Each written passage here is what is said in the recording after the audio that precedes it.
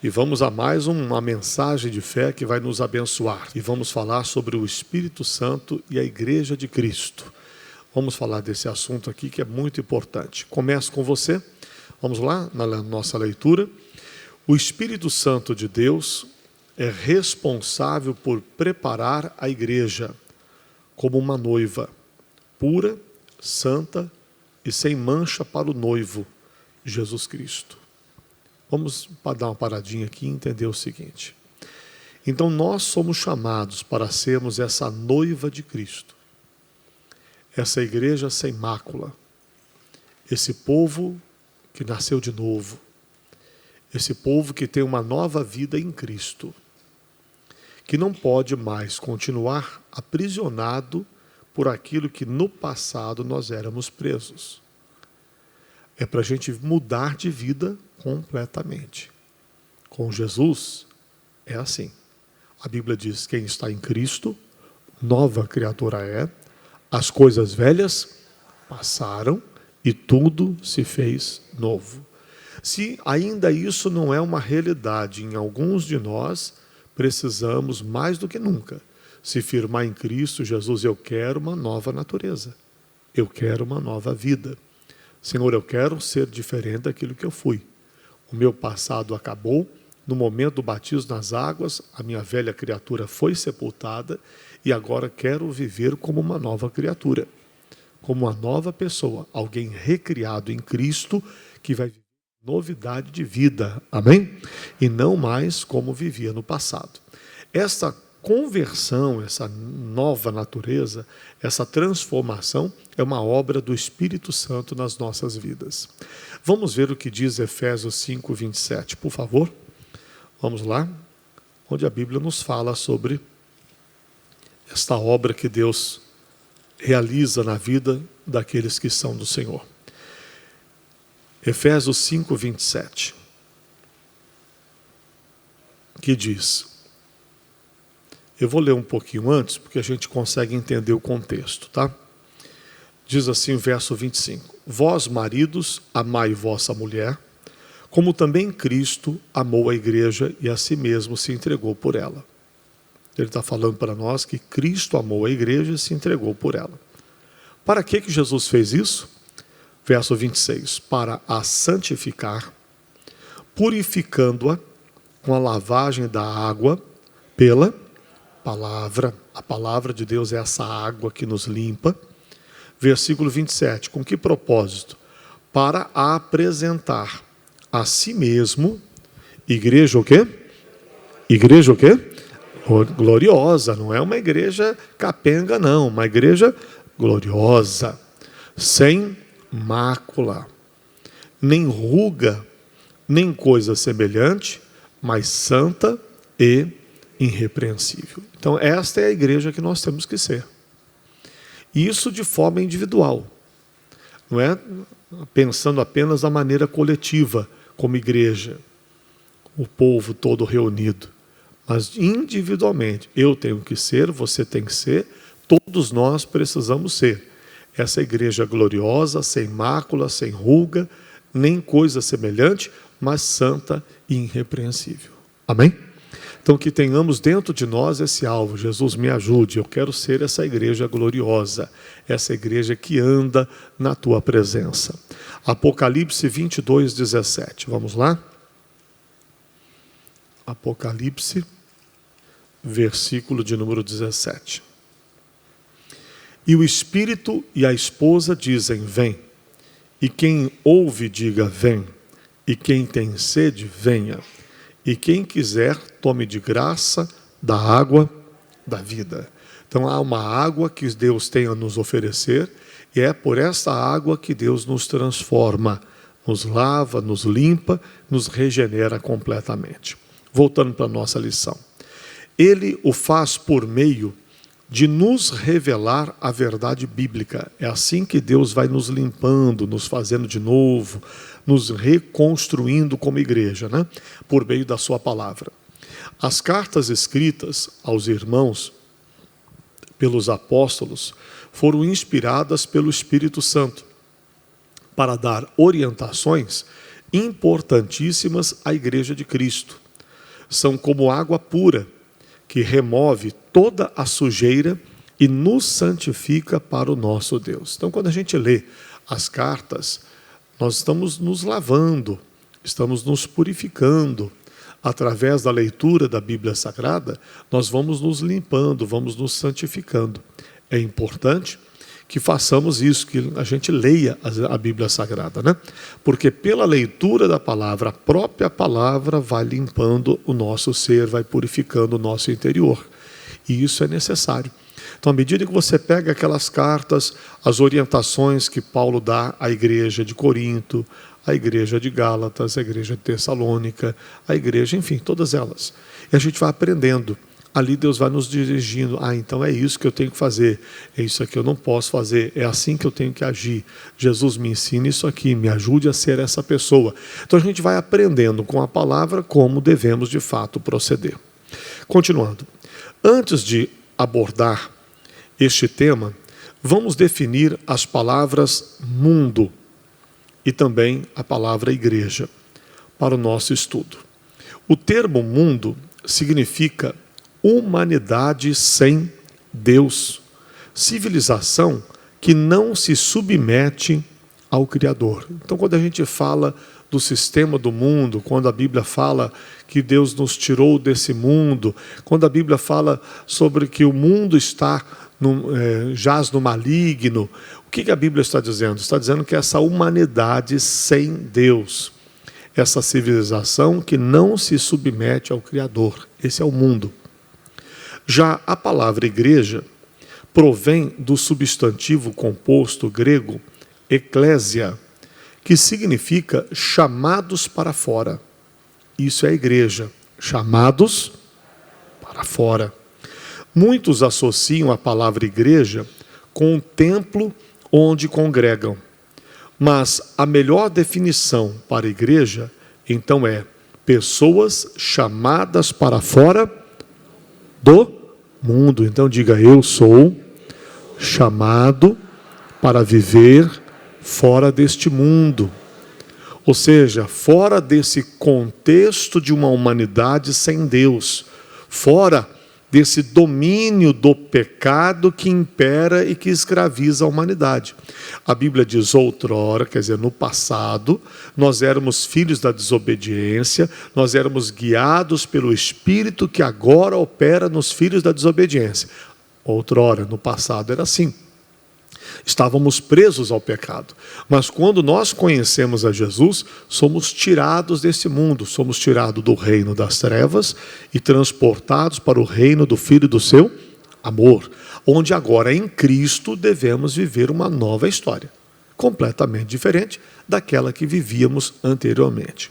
Continuando, o livro de Apocalipse registra várias exortações do Espírito de Deus aos chamados para fora do mundo, que viviam em Efésios, Esmirna, Tiatira, Sardes, Pérgamo, Filadélfia, Laodiceia, que eram as igrejas que o texto de Apocalipse nos apresenta, né?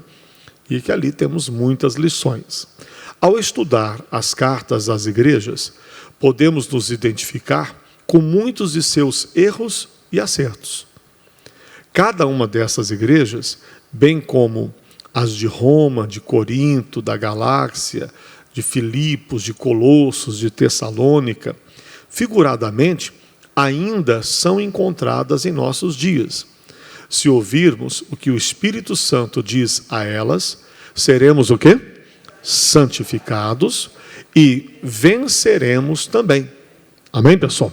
Então nós precisamos ler essas cartas, observá-las com atenção e ver aquilo que eles acertaram, para a gente seguir o exemplo e acertar também.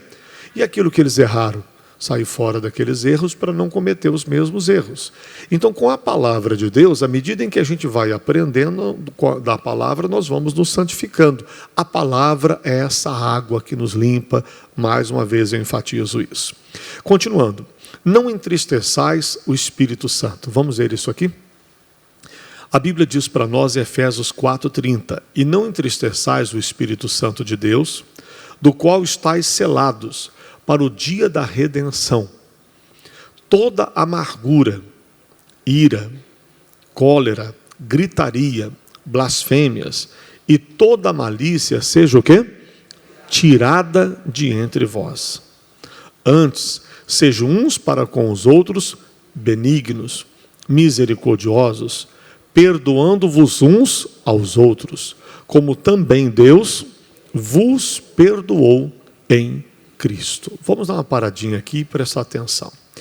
Às vezes, a gente, quando convivemos com pessoas, nós temos algumas decepções na vida. Às vezes a gente se decepciona com um colega de trabalho, às vezes com um familiar, às vezes com um concorrente que usa de maldade e até de desonestidade. Com uma situação que a gente tende a se magoar, a se ferir, a se chatear com alguém. A Bíblia diz para nós, em Efésios 4:23, em Provérbios 4:23, que sobre tudo que a gente deve guardar, a Bíblia diz, guarda o teu coração, porque dele procede as saídas da vida. Então a gente precisa guardar o coração e não permitir que certas coisas entrem dentro de nós. Vivemos aqui no mundo ainda. Por mais que nós fomos tirados desse sistema governado pelo maligno nessa terra, nós convivemos com pessoas que nem todas saíram desse domínio maligno. Que então em algum momento poderão ser usadas pelo maligno contra nós. E até mesmo um crente, um filho de Deus, que não vigiou, talvez possa também ser usado pelo diabo. E às vezes gera um problema, gera um conflito, gera uma intriga, gera uma discórdia, gera uma situação de tristeza, de chateação, de desentendimento, às vezes dentro da família, ou em qualquer outro ambiente que convivemos com as pessoas. Então, viver com pessoas, conviver com pessoas, muitas vezes nos leva a ter situações desagradáveis. Mas a gente tem que viver em sociedade, nós somos um ser social, não temos como viver isolados do mundo, né? Essa pandemia fez com que muita gente ficasse isolada e muitos entraram em depressão, ficaram tristes, abatidos com tudo isso. Alguns nem aguentaram ficar tanto tempo assim trancados dentro de casa, precisando de necessidade mesmo de conviver com as pessoas, não é verdade? Ainda mais o povo brasileiro, que é um povo mais caloroso, né? Enfim, mais assim, e de repente se vê numa situação de ficar isolado de todo mundo, onde o pai não consegue, o filho não consegue visitar o pai e vice-versa, onde as pessoas não estão se abraçando mais, onde as pessoas estão mantendo distância uma das outras, né? Alguém dá um espirro, o camarada já olha para ele assim, o que ele está transmitindo para mim? Né? Já assusta na hora, né? Já fica assustado, apavorado. Alguém tossiu, pronto, ele engasgou com alguma coisa que comeu, o camarada já olha para ele com um olhar assim, com aqueles olhos assim, quase que detonando o indivíduo, né? Você devia estar em casa isolado, só porque você tossiu em algum momento. Então são situações em que as pessoas ficam meio apavoradas. Mas a Bíblia nos mostra que nós precisamos conviver com as pessoas. E conviver com pessoas convertidas e conviver com pessoas não convertidas. Com pessoas que pensam como nós pensamos e conviver com pessoas que pensam o oposto do que pensamos. Precisamos conviver com todo mundo. Aí a Bíblia diz que o que depender de nós, temos que ter paz com todo mundo. Aí observe com atenção. Ele diz, não entristeçais o Espírito Santo de Deus, no qual estáis selados para o dia da redenção. Não entristeça o Espírito Santo. A obra que ele fez na sua vida não foi para te fazer voltar para a mesma prática do passado. Não, a obra que ele fez em nós é para nos fazer uma nova criatura e nos selar para o dia da redenção. Ou seja, nos fazer separados para o glorioso dia de Cristo. E não permitir que de novo venhamos ser contaminados, sujos, né? De fato, voltando assim a práticas do passado. Não pode ser assim. Então ele diz, tire toda o quê? Amargura, e ira, e cólera, e gritaria. Às vezes a pessoa fica nervosa, começa a querer gritar um com o outro, ofender um ao outro. Não deixe isso acontecer. Blasfêmias, toda malícia, quer dizer, toda coisa que tenha malícia no meio dessa conversa, de qualquer coisa que você participe, seja tirada de entre vós, que essas coisas sejam tiradas, não faça parte da sua vida. Antes, sede uns para com os outros benignos, misericordiosos. E o quê? Perdoando-vos uns aos outros. Perdoando uns aos outros. A gente tem que conceder esse perdão. Limpar esse coração, não deixar essas mágoas ficarem. Como também Deus vos perdoou em Cristo Jesus. Porque assim Ele fez com a gente. Ele espera que façamos com outros também. Amém? Continuando. Os irmãos em Cristo, da cidade de Éfeso, faziam a obra de Deus, que Deus tinha lhes ordenado, mas entristeciam o coração do Senhor, porque tinham deixado de se respeitar. Com isso, pode ter acontecido. Ele leia de novo. E não entristeçais o Espírito Santo de Deus, o qual estáis selados para o dia da redenção. Toda amargura, e ira, e cólera, e gritaria, e blasfêmias, e toda malícia seja tirada de entre vós. Então, Paulo, quando escreve a igreja de Éfeso, identifica que no meio desse povo que havia se convertido, estavam essas coisas todas. Amargura, ira, cólera, gritaria, blasfêmia, malícia, ele achou essas coisas no meio deles. Será que se Paulo hoje chegasse e estivesse no nosso meio, fizesse uma visitinha na nossa casa, nos visse convivendo com a família, será que ele também não diria para nós, você tem que tirar isso, você tem que tirar aquilo? Isso não é para estar na sua casa? Isso não é para estar no seu convívio, na sua forma de tratar um ao outro? Isso não é para existir? Será que também ele não falaria isso? E se falaria, acho que é bom a gente acatar essa palavra e pedir a Deus, Senhor, eu quero ser livre disso. Eu não quero que isso continue na minha vida. Eu quero ser essa igreja que o Senhor espera que eu seja, uma noiva sem mácula, sem ruga, sem mancha, sem pecado. Eu quero ser essa igreja que o Senhor quer que eu seja. Imagine um ambiente em que pessoas guardam mágoas, ira, cólera, gritam uns com os outros, mentem, blasfemam e maliciam tudo. Com certeza, não será uma atmosfera de amor, mas um ambiente espiritualmente pesado. Isso entristece o Espírito Santo, pois o pecado impede que o amor de Deus, impede que o amor por Deus, melhor dizendo, e pelo próximo, flua nos corações. Então esse ambiente não é o ambiente que tem que existir na nossa casa. Precisamos mudar isso, se é isso que está acontecendo. E não se embriaguem com vinho que leva à libertinagem, mas deixem-se encher pelo quê? Pelo Espírito Santo. Paulo também exorta os irmãos de Éfeso a não se entorpecerem com vinho, que os levaria a práticas de libertinagem, insubmissão, abuso da liberdade, fazendo coisas erradas e irresponsáveis. Entenda que o vinho aqui, eu compreendo que não é só o vinho, literalmente o vinho, também. A Bíblia diz que o vinho é escarnecedor, que o vinho gera uma porção de complicações. Pastor, mas Jesus transformou a água em vinho. A Bíblia diz isso lá em João 2, né? Mas a Bíblia Sagrada nos diz que nós não deveríamos beber vinho, em que há contenda, há devassidão, mas devemos nos encher do Espírito Santo e não de vinho. Então a Bíblia já nos exorta acerca disso. Esse vinho representa também, não apenas o vinho, a bebida alcoólica, mas sim também aquilo que entorpece, aquilo que tira da pessoa a razão. Qualquer coisa que tira a sua razão, que faz você não agir como se no seu natural você estivesse, isso não é bom. aquilo que entorpece, aquilo que faz a pessoa perder a razão. E às vezes a raiva faz isso.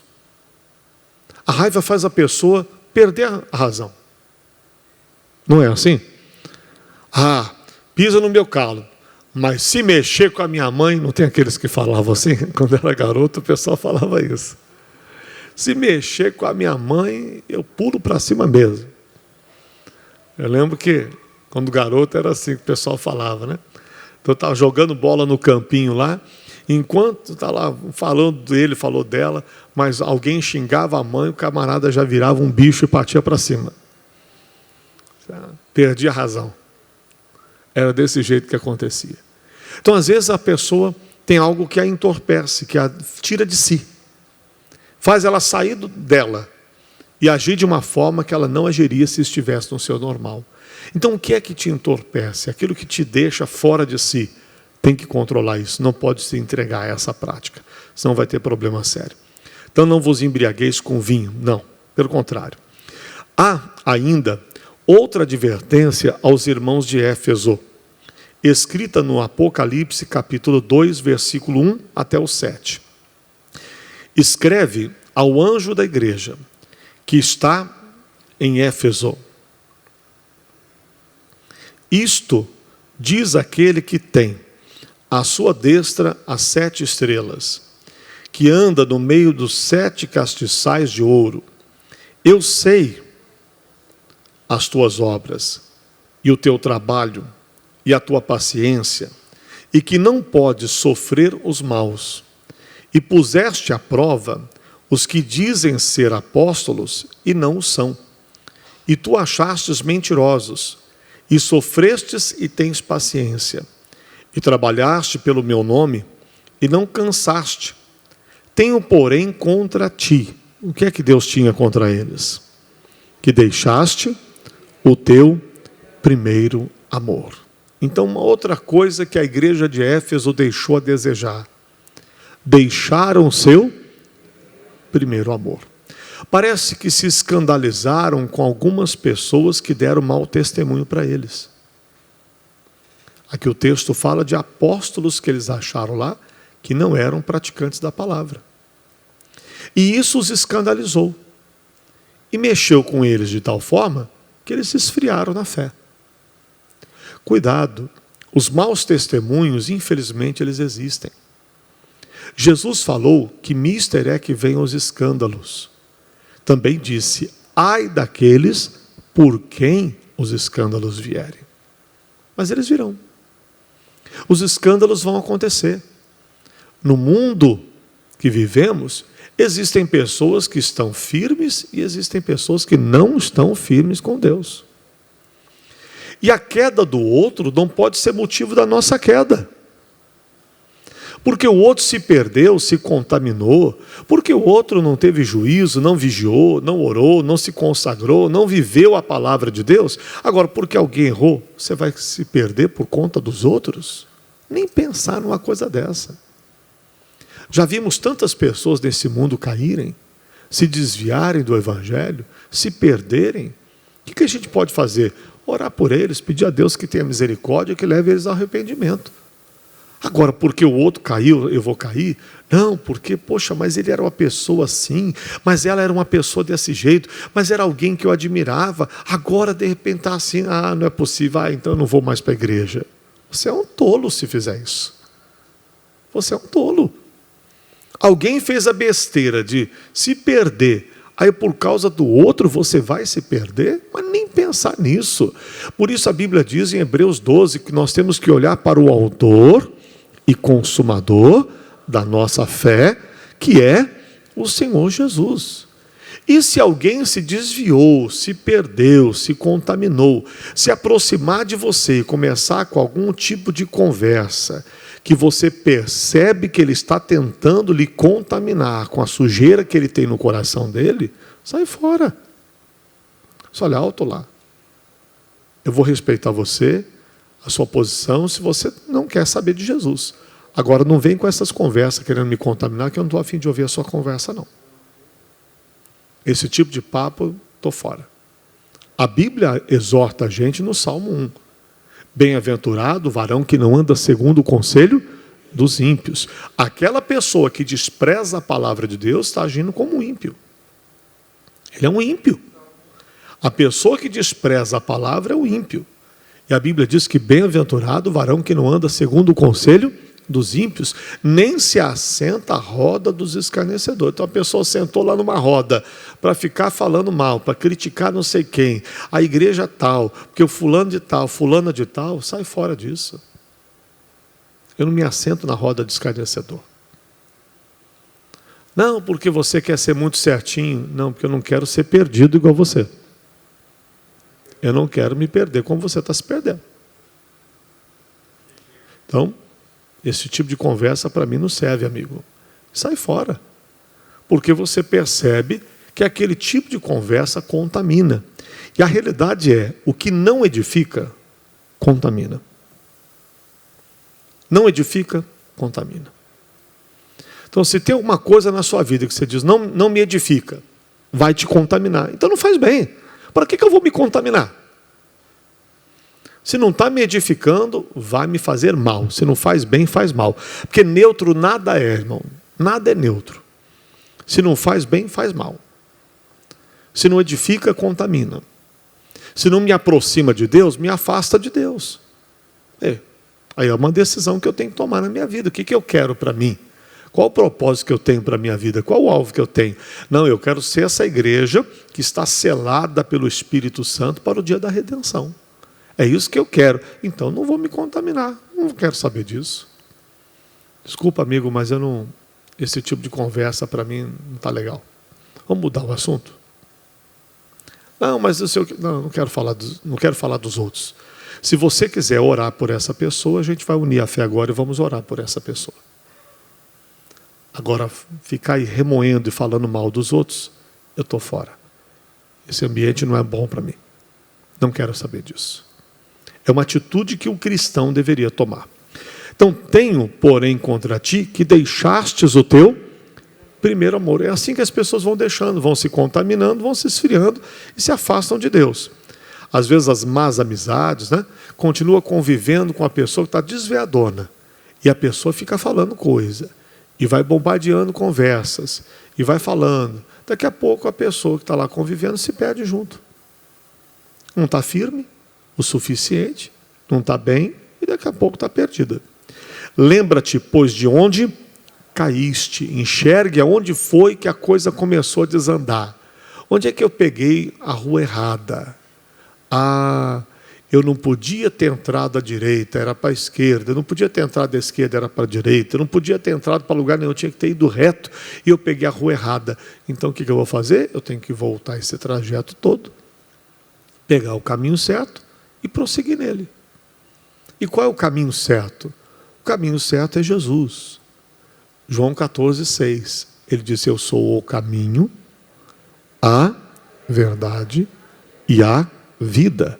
Ninguém vem ao Pai a não ser por mim. Ele é o caminho certo. Jesus é o caminho. Então volta para o caminho. Volta para a obediência à palavra de Deus. Amém? Então lembra-te de onde caíste e arrepende-te. Quer dizer, reconheça o erro, se acerte, e aí pratique as primeiras obras. Quando não, quer dizer, se não for feito isso, brevemente a te virei. O Senhor vai vir. E tirarei o teu lugar, o teu castiçal, se não se arrependeres. Tens, porém, isto, que aborreces as obras dos nicolaítas. Isso você tem de bom. Vocês aborrecem as obras dos nicolaítas, as quais eu também aborreço. Quem tem ouvidos, ouça o que o Espírito diz às igrejas. Ao que vencer, dar-lhe-ei a comer o quê? Da árvore da vida, que está no meio do paraíso de Deus. Diga glória a Deus. Então estamos vendo que aquele que vencer, sabe, aquela pessoa que vencer tudo isso, aquela pessoa que vence os problemas que surgem na nossa caminhada de fé, a gente tem que vencer. Tem muita coisa a ser vencida. Estamos vendo aqui essas mágoas, iras, gritaria, blasfêmias, a frieza espiritual e tantas outras coisas, as malícias. Nós temos que vencer tudo isso.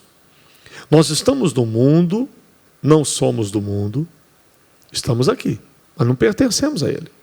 Fomos tirados do mundo, ou seja, fomos tirados desse contexto de uma sociedade sem Deus que não teme ao Senhor. Mas continuamos vivendo num mundo que para todo lado que olhamos encontramos ainda, infelizmente, aqueles que não servem a Deus. E que por causa disso tem atitudes, tem maneira de vestir, tem forma de proceder, enfim, tem toda uma logística que esse mundo vive cheio de maldade. Então estamos ainda vivendo aqui, mas nós não pertencemos a esse mundo. Fomos tirados para fora. Amém? Fomos tirados para fora desse contexto mundano, contaminado por Satanás, que infelizmente leva a sociedade de hoje a desagradar a Deus com a vida que tem levado. Mas nós temos um compromisso com Deus, então não podemos concordar com isso que a gente vê nesse mundo. Vamos abrir a Bíblia agora no livro de Romanos, por favor. Romanos, capítulo 12. Romanos 12, versículo de número 1, que diz assim: rogo-vos, pois, irmãos, pela compaixão de Deus, que apresenteis o vosso corpo em quê? Em sacrifício. Quer dizer, sacrificar é você oferecer a sua vida a Deus de forma tal que você mata a sua carne, que você sacrifica o seu eu e que você já não vive, mas Cristo vive em você. É a hora que você sacrifica, é a hora que você se rende a Deus, onde você não permite mais que o seu eu ali prevaleça. Então ele diz: rogo-vos, pois, irmãos, pela compaixão de Deus, que apresenteis os vossos corpos em sacrifício a Deus, em oferta voluntária ao Senhor. Como Paulo diz que ele sacrificava o seu corpo, ele diz: eu reduzo a minha carne à servidão, para que eu, pregando o Evangelho, não venha a ser desclassificado. Então a gente tem que oferecer o nosso corpo, a nossa carne, porque quando a gente anda na carne, a gente desagrada a Deus. As obras da carne são inimizades contra o Senhor. Então ofereça a sua carne, o seu corpo, em sacrifício vivo, e diz aqui, santo e agradável a Deus, que é o vosso culto racional. Ou seja, você vai com a razão, com o entendimento, você vai agradar a Deus, fazendo aquilo que é certo. Você identifica e diz: não, isso aqui não é correto, eu não vou agir assim. A minha vontade é falar umas boas para essa pessoa, mas eu não vou fazer isso. Está repreendido isso. Você reduz a sua carne à obediência a Deus. Você sacrifica a tua carne dizendo: não, eu sou de Jesus e eu não vou agir assim.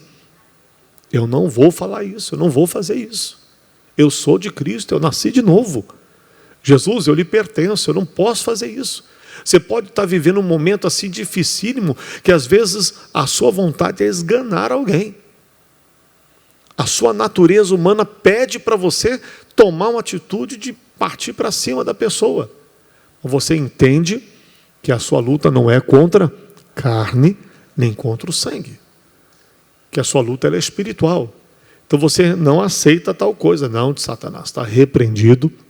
Você não vai conseguir o que você quer. Não vai me usar, não vai me contaminar, eu não permito, não aceito isso, e essa obra de Satanás não vai prevalecer em hipótese nenhuma. A hora que você reduz a sua carne, esse sacrifício aí, agradável, santo, é vivo, santo e agradável a Deus, que é o vosso culto racional. Versículo 2 diz: e não vos conformeis, quer dizer, não se torne conforme. Então, ainda que estejamos vivendo neste mundo, nós não podemos nos conformar com este mundo. Estamos aqui na terra, convivemos com pessoas, mas nós não podemos nos conformar. Nós temos a palavra de Deus como nosso livro de fé e prática e vamos obedecê-lo, vamos praticá-lo. Então não vos conformeis com este mundo. Você já entendeu o que é o mundo, né? Quer dizer, essa sociedade, essas pessoas que vivem nessa terra sem Deus, sem temor ao Senhor. Nós fomos tirados desse mundo. Então não se conforme, não se torne conforme eles. Não haja como eles agem. Ah, pastor, minha família, ninguém é de Jesus, só eu sou de Cristo. Então não haja como eles agem. Não fale como eles falam. Não pense como eles pensam. Porque você já não pertence mais ao mundo. Você precisa tirá-los desse mundo. Você precisa trazê-los para Cristo. Você precisa ser luz no meio daquelas trevas. Você precisa estar mais do que nunca firme com Jesus para resistir a essas obras de Satanás. Para quebrar esse poder do diabo e reivindicar a libertação dessas pessoas. Que ainda estão lá presas pelo diabo. Pela feitiçaria, pela idolatria, pela prostituição, pelo engano, seja o que for. Ainda que eles estejam nessas práticas, fique firme na fé. E a Bíblia diz, mas transformai-vos pela renovação do vosso entendimento. Então eu vou renovar o meu entendimento com a palavra de Deus. Eu era de lá, agora sou de cá, então eu vou renovar o meu entendimento. Não, Senhor, a tua palavra diz assim, eu vou agir assim. O Senhor me ensinou dessa forma, eu vou proceder como o Senhor ensinou. Para que tudo isso? Para que experimenteis qual seja a boa, agradável e perfeita vontade de Deus.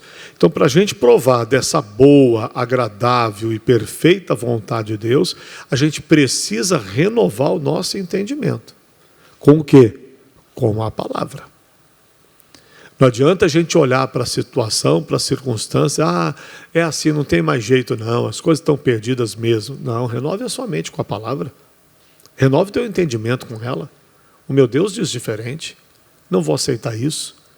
Às vezes a gente está aceitando naturalmente as coisas desse mundo como se elas fossem como o mundo diz que é. Mas o meu Deus diz que é diferente.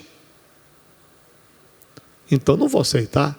Todos dizem, não tem mais jeito, está tudo perdido. Não tem ninguém que resolva esse caso.